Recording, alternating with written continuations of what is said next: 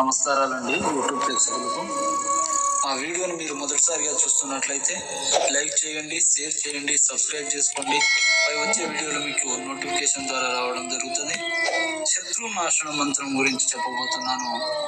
మన శత్రువులకు మనం ఏ విధంగా చేస్తే మనకు విముక్తి కలుగుతుందనేది, ఏ విధంగా చేస్తే మనకు ఫలితం దొరుకుతుందనేది ఈ వీడియోలో పూర్తిగా వివరంగా చెప్పడం జరుగుతుంది. శత్రువు నాశనం అంటే మన శత్రువులు ఎవరైతే మనకు బాగా ఇబ్బంది పెట్టారో, ఎవరైతే మనకు బాగా చికాకులు పెట్టారో, ఎవరైతే మన సంసారంలో చిచ్చులు పెట్టారో వాళ్లకు చిల్లంగి, చేతబడి, భానుమతి వంటి విద్యల ద్వారా వాళ్లకు 24 గంటల నుంచి 3 రోజుల్లోనే మంచానికి అంకితమయ్యే పూజలు చేయడం కానీ, అలాగే శాశ్వతంగా పరిష్కారం అంటే శాశ్వత పరిష్కారం భూమి మీద లేకుండా వాళ్లకు మరణం తథ్యం చేయడం జరుగుతుంది.